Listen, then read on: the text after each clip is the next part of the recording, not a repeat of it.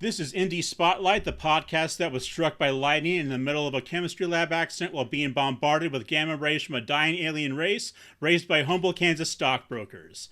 Our electromagnetic superpowers compel us to begin with the lightning round. Guest, what's your name? My name is Spencer Reichley. What are your pronouns, Spencer? He, him. Where do you live, King? I'm outside of Cleveland, Ohio, in beautiful Kent, Ohio. Cool. And what kind of creative are you? A game designer, business owner, marketing person, I guess. Yeah, Cool. Are you a David Bowie fan? I am. Yeah. Might Not explain the the name world's of your biggest game a Bowie little fan, bit too, but right? yeah, exactly. Yeah. All right. Welcome, Spencer. So, what's the name of your game company? Game company is called Budstuff Games. It's Budstuff. I know it sounds funny when you say it quickly. That was intended. All right. I hadn't said it out loud very much. So that never occurred to me until now. Gotcha. All right. So how big is the Budstuff Games team? So we got six guys. Okay. Yeah. Yeah. So kind of a big team for like a small indie operation. We don't make any money whatsoever, but we are just passionate about games, designing games, and I guess putting out games too. Yeah. It's like there is a threshold at which you can start making money at this, but very few indie people cross it from what I've been learning. So Yeah. Yeah. Hopefully we get there someday, but we're still pretty new as well. So yeah. there's time. So, what we were, when we were discussing what to talk about in this podcast, so you said you wanted to break down your Kickstarter campaign. So, the name of the game is, We can be heroes. okay, and We Yeah. Can Be Heroes earned $19,100 on Kickstarter, funded at $9,000 in under 10 hours, two stretch goals unlocked, and the third one just $900 short. That's a heartbreaker.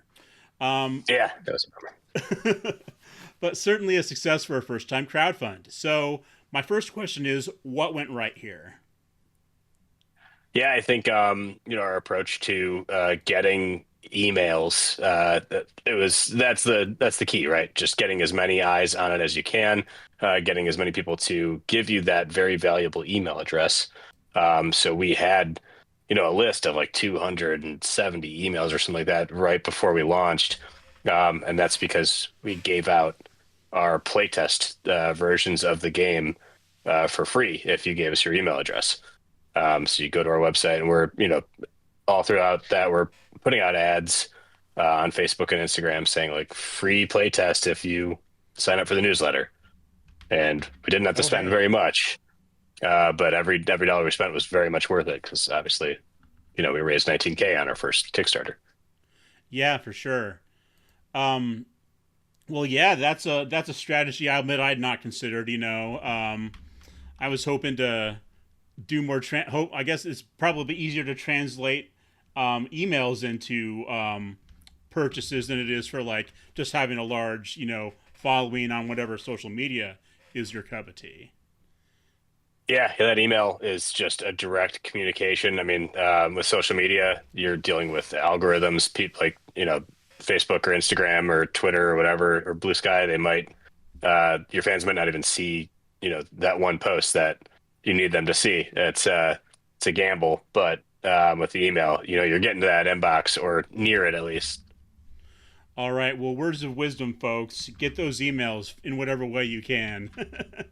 Absolutely. Yeah. I think we ended up paying, what was like $1 per email or something like that. So maybe $2 per email, which seems like a lot, but again, it's like the conversion rate is usually about 20% on for emails. Right. 20% of your email list, you usually get that many converted. So actually, I think our email list ended up being like it was close to like 850 or something like that. But we Oh, had wow. 220, we had like 220 backers. That's where I got that 200 number from. Gotcha. So yeah, it was about right. We were a little over 20% conversion rate, but yeah, super valuable. Okay. Well, cool. That is definitely a lesson I will take to heart here. So, all right. So have you? How close are you to fulfillment, or have you already fulfilled? Because I know the Kickstarter ended just December of last year. Actually, no, December last year is when we released the game. Okay. The Kickstarter ended in March of last year. Oh, I'm And sorry. then I misread it. I oh, think that's okay. I took the last update as being when it ended. Of course, that doesn't Sure, make yeah. sense. Yeah. No, that's fine. Okay. Yeah. Then we were able to ship by the end of November last year in 2024 to our backers, and then December we launched to the general public. But yeah, so it's out. It's ready to go. Um, it's yeah, it's there. It's in distribution too. Like we're really pumped about it. Cool. Um. So let's see. Were there? We know. So we have some idea of what went right. What you guys did to pump up those numbers. Were there hiccups during any part of the process of crowdfunding that you feel like talking about? Um, sure. Yeah. So. The main one, actually, I had a pretty big health issue happen where I wound Oh up in like the no! hospital right in the middle of our Kickstarter campaign. So I was Oh in the hospital for like no! 10 days. Yeah, like 10 days just like rotting in the hospital. Luckily, my team picked up the slack, and I was just kind of monitoring. It's a very crucial time for the Kickstarter too. I think we would have done better if I would have been able to, be at full capacity. But other than that, like just man, we page count. That's a huge one. So when Mm. you're planning everything out, we had an estimated page count, and then we were so far over once we had our finished book. We had to cut so much stuff out. It's Hmm. already a very thick book. It's 350 pages. Yeah. We had like 430 pages or something like ready to go. We were going to include the starter adventure, a bunch more stat blocks. So we were scrambling to cut stuff out just so we didn't get killed on printing costs. I hear you. That's the thing I'm least looking forward to doing with Skies is getting those Yeah. having to cut that stuff down. So Yeah, it was a bummer. We lost a lot of good stat blocks that we will eventually, put out there. But and the starter adventure, we just cut it completely from the book and then just released it for free as a PDF on our website. So oh if you go to our okay. website, you can get the starter adventure for free. We'll always have that for free, no matter what. We just felt bad that we weren't including it in the game when that was something, we promised during our Kickstarter. Yeah. And wait, was that what was the third stretch goal then? That's something to do with an adventure, right? The third stretch goal, oh man, I don't even remember. I think it was maybe another city or something like that. Okay, okay. I thought I Um, read that it was an adventure, but I could have another been wrong setting. about that. Um, let's Yeah, I just can we'll check. just look it But up yeah, while we can yeah, look it up real quick. yeah. It's been so long since I've even looked at our stuff. Yeah. Let's see here. Okay, now that didn't work. Let's just go to Google.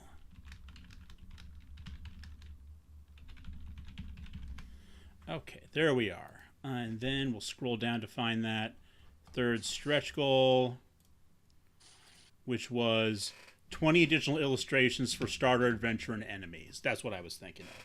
That it was Got for it. the Okay. starter Okay. adventure. So Yeah.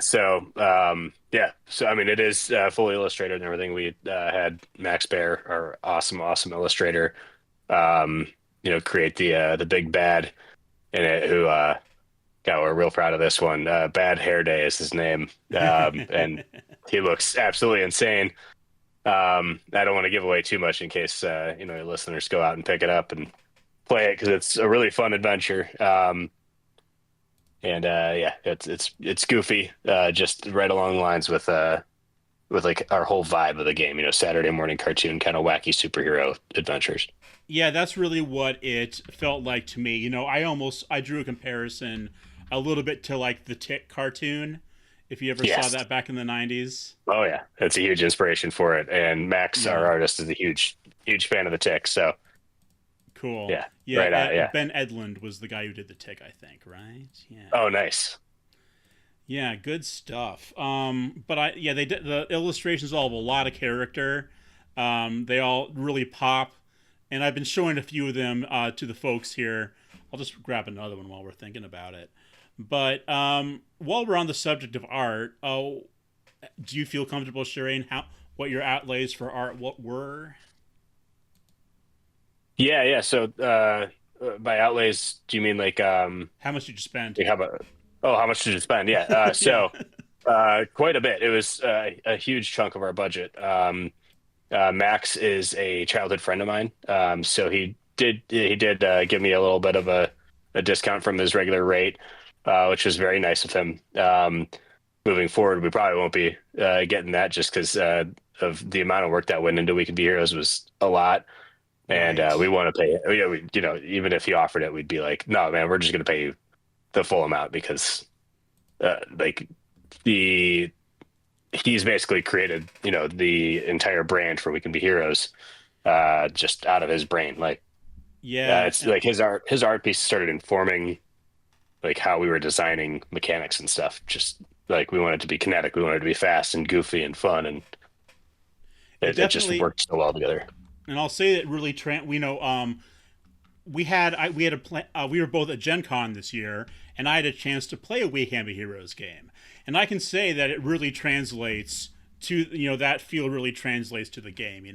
It's pretty Yeah, snappy. You can do things that allow you can like sort of like pose and um, do things that allow you to like a bit of show. I mean, showmanship is a stat, right?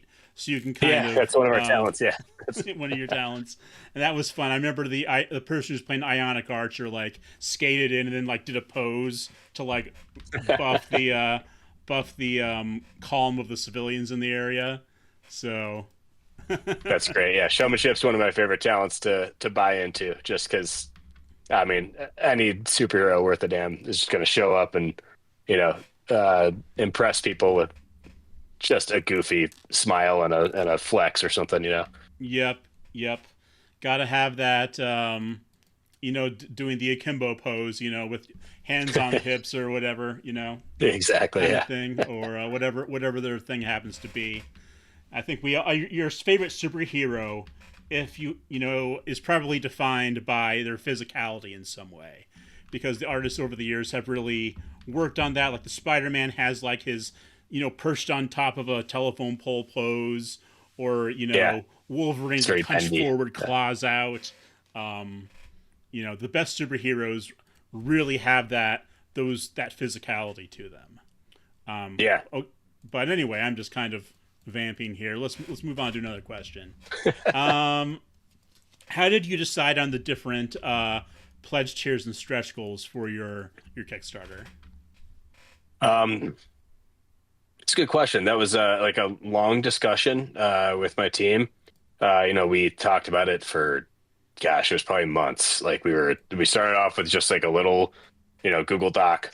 Like, all right, here's some ideas. We were brainstorming, and then we kind of nailed it down over time. Um, and by that I mean like last minute, we were like, all right, this is it. Like, here's all of our ideas. Let's just throw them at the wall and like, all right, I think that works. That works. That one sucks. Yeah. So Yeah, it was well planned out and then just kind of thrown at the wall at the end of it, and it worked out. They ended up being good tiers and people yeah. responded well to them. Another some of them were like cool perks that were like I assume relatively low cost for you guys, because I mean it was Yeah. like one where I know there was a one where you would host a one shot game for somebody, which is something that I've also Yes. considered moving when we do the Skies Kickstarter, whenever in a year and a half from now.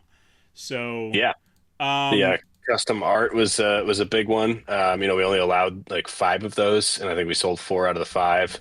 So that's the yeah, top tier. You pay $500, and you're getting like a custom suit. You get to build a custom superhero, and then Max draws your superhero.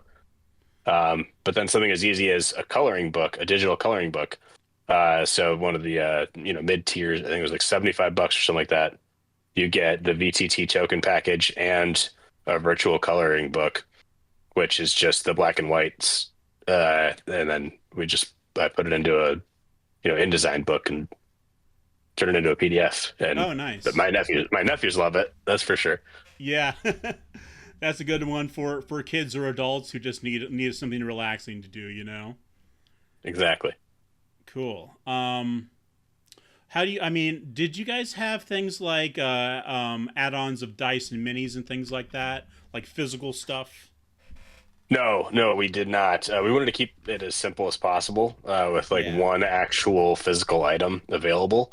Um, we looked into it, and it would have just been cost prohibitive to get into manufacturing minis. Like at that point, like we're still looking at that and being like, ugh, like that's so much extra work, and then that's so much inventory we just have to hold, and hope that we sell along with the books.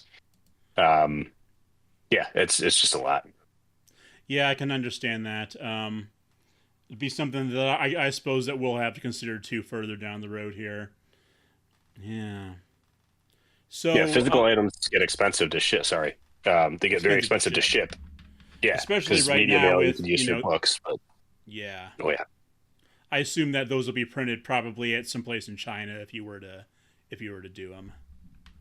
oh, the minis and stuff. Yeah, anything Yeah. like that. Yeah, yeah. With the books, we got those printed in the U.S., and that was fairly expensive, but we also didn't have to worry about um, a box falling off the boat, like, Yeah, that's or true. getting damaged in shipment. It was just like a quick, they sent a pallet to, my partner Ryan's house, and boom. Cool. Well, that's good. That's good to know. Where can I ask where you got them printed at? Sure, yeah.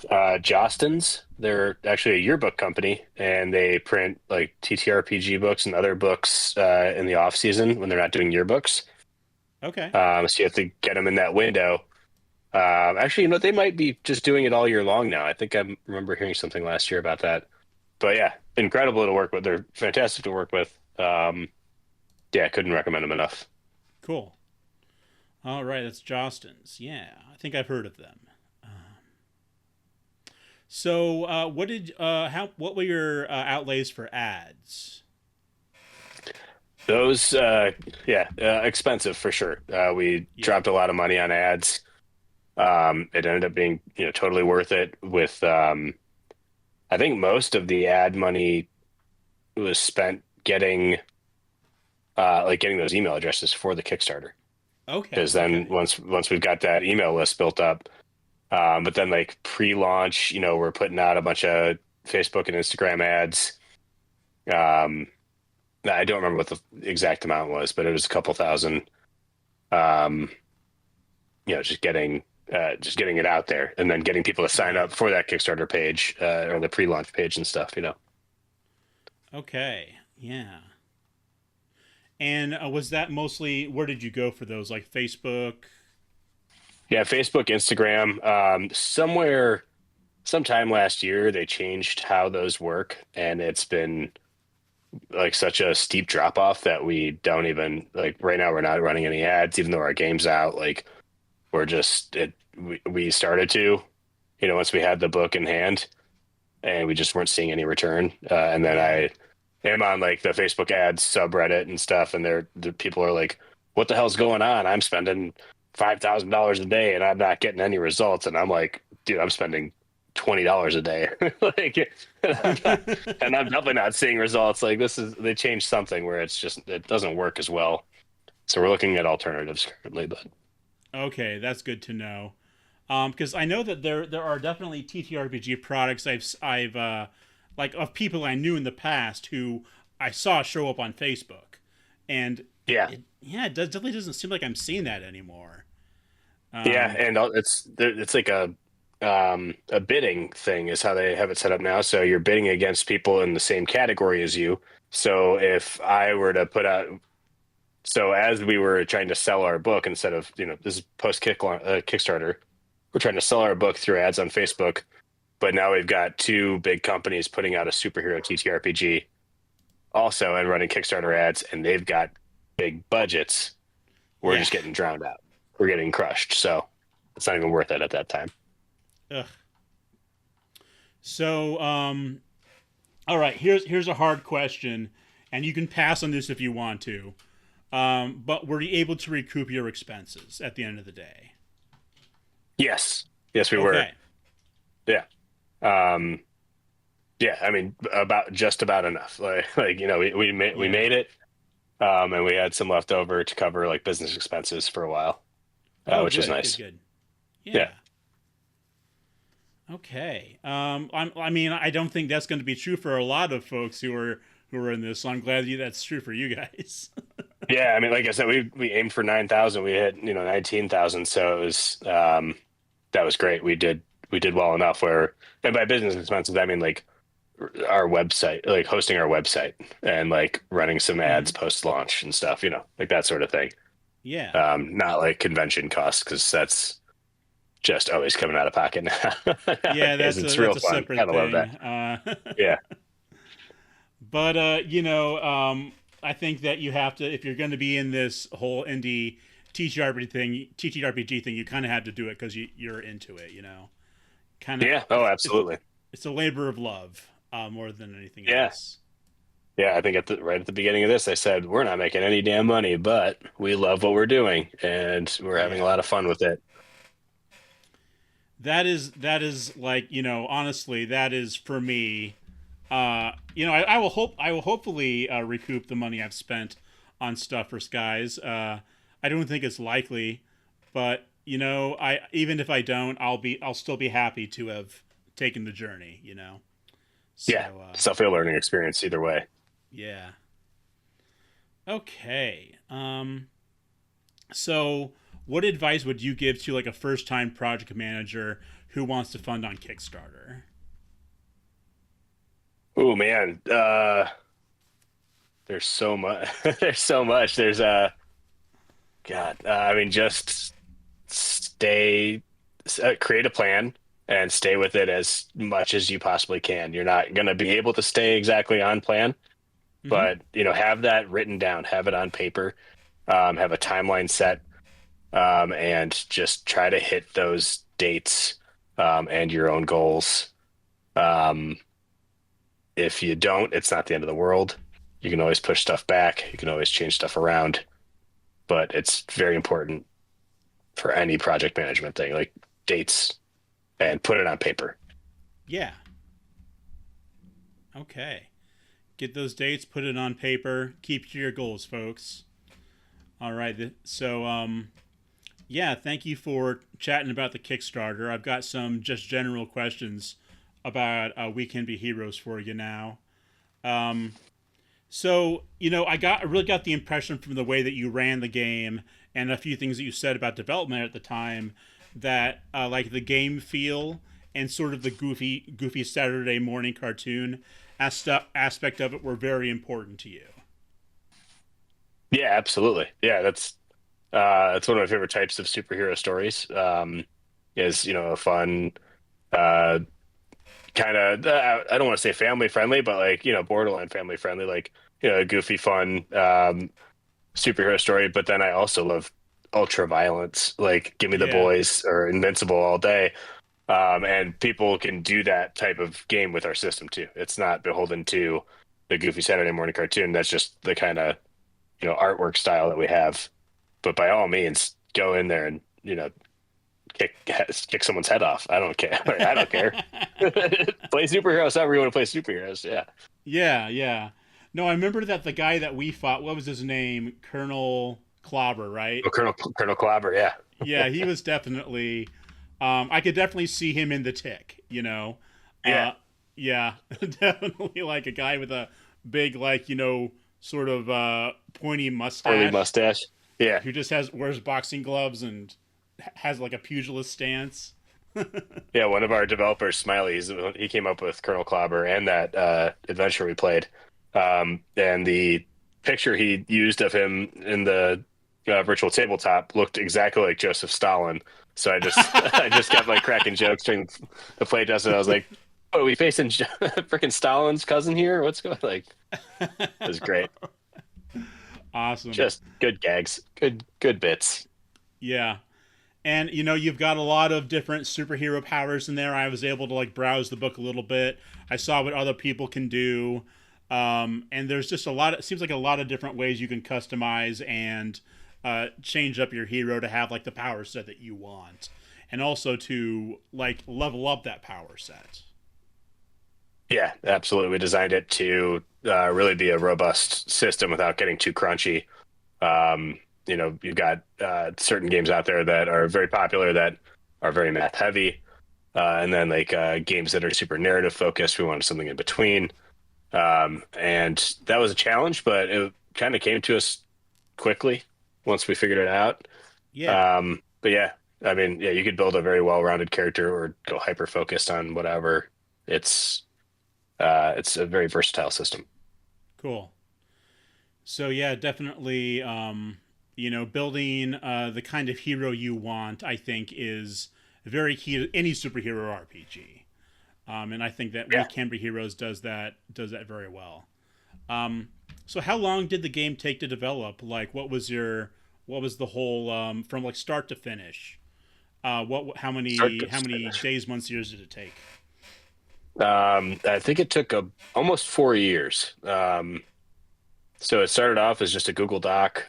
Me and one of our devs, Mikey, we were just, I don't know, we wanted to play a superhero RPG, and Mm-hmm. all the ones we found just weren't like clicking for us. So I started, Google Doc, just started messing around with like little, basically trying to turn 5e into a superhero game, and that just ended up being gross and not functional. But so then we started creating our own rules, and then we brought our D&D guys in, and then we decided to start a company. It was, it was kind of a just a snowball effect. Yeah, I hear you. That I have a similar story, but yeah, just working on an airship combat system for fourth edition that eventually turned into Skies of Fortune. But if you've ever done any kind of GMing or homebrew, I think it's a pretty short step to get into actually designing your own game. If Yeah. Oh, that mood easily. takes you, yeah, Yeah, I went from writing massive campaigns for my friends, and then straight to designing my own game. Like it was not a very it was not a very long journey. yeah. All right. What's your favorite part of the system of We Can Be Heroes? Oh, that's a good question. Um, because every time I like I'm walking people through it, I go like, "Oh, this is my favorite part." Well, no, this is my favorite part. But it's got to be, I think, the equipment improvement uh function.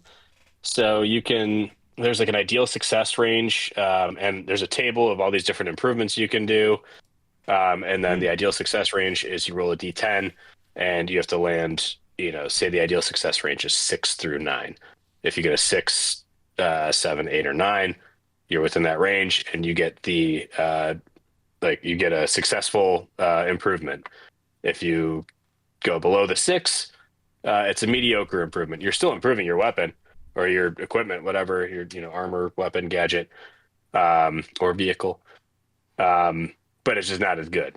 And then you got that Right. good one that you land on, and then if you go above it, then you've got a super successful one, and that thing is a freaking game changer. It's awesome. So it's like a mini game that you get to do during downtime. It's super fun, and then there's different abilities and stuff that you can take throughout the leveling process, to make you better at that and increase that ideal success range. Um, yeah, that's one of my favorite parts. I'm sure I'll change my mind next time I play, but That is one thing I've been seeing a little bit more of on with indie developers is sort of gamifying the downtime parts and putting in little mini games. And I'm like, why not? Why not put more game in your game? yeah, Um, we do that so we've got like downtime activities too. So you can go patrol the streets or run an experiment or something like that to uh, increase your favor with various factions in the world. So mm, we even more game within the game. Yeah. yeah, and it seems like you have a lot of like small systems in the game. Like for instance, I remember there was a system that allowed you to uh, show how panicked the citizens were when we were like doing the helping with the jewelry store robbery, and Yeah. various things we would do would increase or lower their panic. And it doesn't seem like any of them are really that complex though, which I really enjoy. It's just a roll of the dice, and you're there to wherever your result. So Yeah, we want to make it simple for the GM. He's already got enough, on the table. As a GM, they got a million things that they have to keep track of. We wanted to simplify it while giving you kind of like a reference point like that. Yeah, the panic mechanic is what we call it.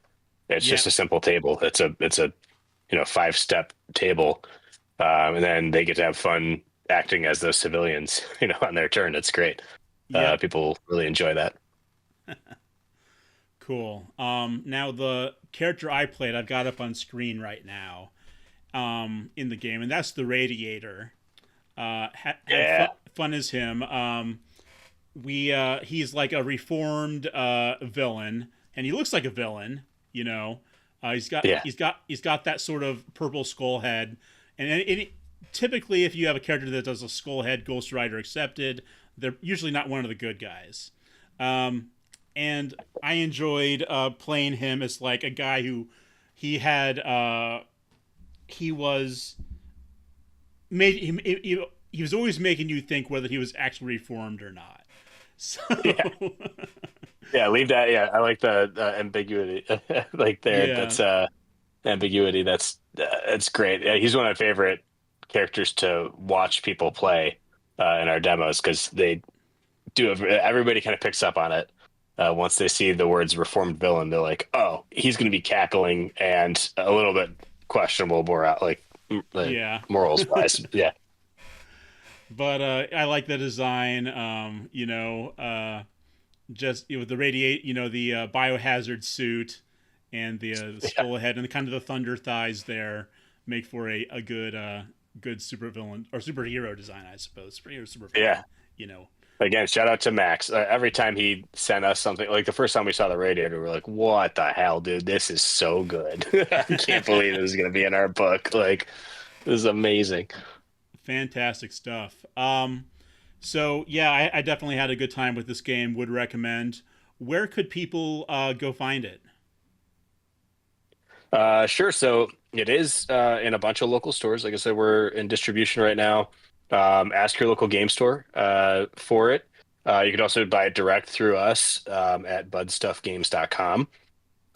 We would love it if you did that because then we get all of the money Yep, instead of a very small portion of it when you buy it, at a game shop or if you buy it on Amazon, we see almost nothing from that sale. So buy direct, support indie designers, please. absolutely, and that'll be in the show notes, of course. Links to that and to Nice. anything else you'd like to link us to. Let's see. Is there anything else that you guys are working on right now that you want to talk about? Sure, I can't talk too much about it. We've got a few projects in the works. One is like a card battler game, so we're stepping Okay. away from the ttrpg space for just a moment. We will be putting out more stuff for We Can Be Heroes in the future. We've got some of that stuff on the back burner as well. Um, and then just coming up with ideas as we go. We've got a board game thing that we're working on as well. Um, just we're very versatile gamers, and we have a big team with the 6 guys. So we've got Yeah, a chance to kind of explore that and play test each other's projects and stuff, and it's awesome. It's super fun. really opens you up to a lot of possibilities there. So that's great. Yeah. I love that for you. Okay, cool. Well, let's see. Is there anything you'd like to leave the people with for this evening? No, thank you so much for having me. Yeah, again, check out our game, We Can Be Heroes, budstuffgames.com. Follow us on like Instagram and Blue Sky and stuff. I'm pretty bad about posting now that we're not running Kickstarter stuff, but Yeah, I'll get better once we've got another Kickstarter to run. cool. Yeah, Well, looking forward to it, Spencer. That's Spencer at Budstuff Games. Thank you for watching Indie Spotlight, bringing you the best indie projects out there, folks. Look forward to seeing you on the next one. Have a good night.